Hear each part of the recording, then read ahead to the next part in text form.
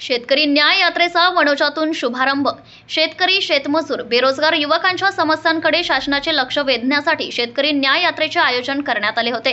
आज दिनांक 9 ऑगस्ट दुपारी 12 वाजता तालुक्यातील वनोजा देवी येथील जाणामाय कासामाय देवस्थानामधून यात्रेचा शुभारंभ करण्यात आला आहे।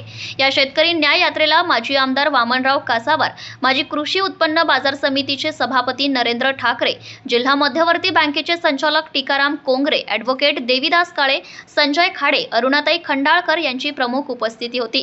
शेतकरी न्याय यात्रेचे नेतृत्व काँग्रेसचे झरी तालुका अध्यक्ष तथा शेतकरी न्याय यात्रेचे आयोजक आशिष खुलसंगे यांनी पक्षाचा झेंडा उंचावून शुभारंभ केला। ही यात्रा वनोजा देवी, हिवरा शिवणी, कानडा, सनोडा, चोपण, मार्डी, खैरगाव करत दापोरा येथे आजच्या यात्रेची समारोप करण्यात आले आहे। बोरी गदाची येथून यात्रेची सुरुवात होऊन वेगाव येथील जगन्नाथ बाबा मठात समारोप होणार आहे। 20 ऑगस्ट पर्यंत ही यात्रा वणी विधानसभा मतदारसंघात विविध समस्यांवर शासनाचे लक्ष वेधणार आहे। शेतकऱ्यांची 100% कर्ज माफी करणे, शेतीमालाला उत्पादन खर्चावर आधारित भाव, कृषी उपयोगी शेती अवजारावरील GST रद्द करणे, 60 वर्षांवरील शेतकऱ्यांना 10,000 रुपये पेन्शन मिळावे, जात निहाय जनगणना करणे, शेतकऱ्यांना 24 तास वीज पुरवठा करणे, वन्य प्राण्यांच्या उपद्रवापासून संरक्षण मिळवण्यासाठी 100% अनुदानावर काटेरी तारांचे कंपाऊंड मिळणे यांच्यासह इतर मागण्या मान्य करणे याबाबत घोषणाबाजी करण्यात येत आहे।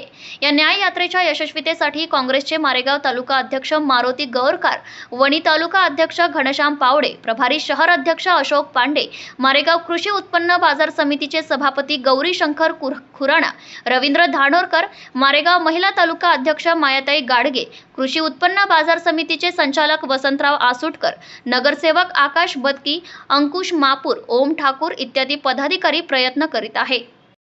या स्वातंत्र्याचं, या लोकशाहीचं आपण सर्वांनी रक्षण केलं पाहिजे, आजची ही गरज आहे आणि आमच्या सर्वांच्या आपल्या अभिनंदी आहे। या ठिकाणी प्रफुल्लजी भोयर ज्यांची निवड MPSCच्या माध्यमातून फौजदार म्हणून झाली, PSI म्हणून MPSCच्या माध्यमातून PSI म्हणून झाली, त्यांनाही भविष्यासाठी, भावी काळासाठी शुभेच्छा।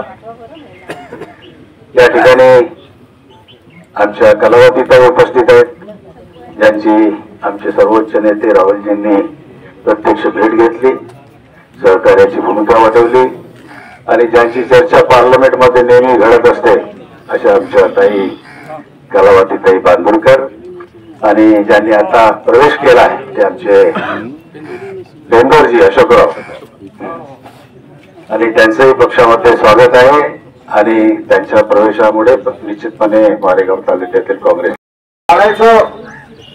त्याच्या मागचे कारण असंख्य आहे, परंतु यात्रा काँग्रेस एक आहे। काँग्रेस या वणी विधानसभेत मजबूत आहे आणि येणाऱ्या विधानसभेला काँग्रेससाठीच ही सुटली पाहिजे, यासाठी आपण सर्व ताकदीने सगळ्यांनी एकत्र येऊन या यात्रेला मोठं करायचं आहे। आणि या यात्रेला माननीय कासावार साहेब, प्रतिभाताई पण येणार आहे, कारण आता अधिवेशन असल्यामुळे ते 2-3 दिवस येऊ शकणार नाही, पण पुढे त्या सुद्धा इथे भेट देणार आहे। जिल्ह्याचे नेते पण आपल्या या यात्रेला भेट देणार आहे आणि असंख्य असे महिला बचत गटांच्या पण महिलांचे फोन आले, काही सामाजिक संघटना आहेत त्यांचे फोन आले की आम्ही सुद्धा जिथे आम्हाला जमेल तिथे या संस्थेत या यात्रेमध्ये सामील होऊ। आपण सर्वांनी एकत्र येऊन ताकदीने ही यात्रा सक्सेस करायची आहे, जेणेकरून आपले वणी विधानसभेमध्ये जे जिल्ह्यामध्ये जे वातावरण चालू आहे की माझी सीट हे आपण इथे कोणी उमेदवार घोषित करण्यासाठी ही यात्रा नाही, ती काँग्रेस मजबूत आहे आणि मजबूत राहिली पाहिजे हे दाखवायसाठी ही यात्रा आहे। त्याच्यामुळे सर्वांनी यात्रेमध्ये पक्ष आपला मजबूत राहिला पाहिजे आणि ताकदीने यात्रेत सहभागी व्हायचं आहे। पुढे हेवादेवी ठेवू नका, कारण ही यात्रा ही काँग्रेसची आहे आणि काँग्रेस आज राहुलजी गांधीच्या नेतृत्वात पाहतोय तुम्ही आपण तिथे अधिवेशन चालू आहे, जेव्हा राहुल गांधी भाषणाला उभे होतात तर मोदीजी उठून चालले जातात। ही परिस्थिती आज आपल्या या काँग्रेसवर आलेली आहे की राहुलजी गांधी उभे झाले की ते निघून जातात आणि आपल्याला माहिती आहे की भाजपने कशा पद्धतीने खोटं बोलून रेटून खोटे बोलून या पूर्ण महाराष्ट्राला, देशाला डुबवून टाकलेला आहे। आज आपण त्या यात्रेचे मुख्य जर आपण बघितले तर सरसकट कर्जमाफी, त्याच्यानंतर MSCBची माफी, वीज बिलची माफी, त्याच्यानंतर 60 वर्षावरील शेतकऱ्यांना आपण 10,000 रुपये पेन्शन मिळालं पाहिजे, ही सुद्धा मागणी आहे आपली.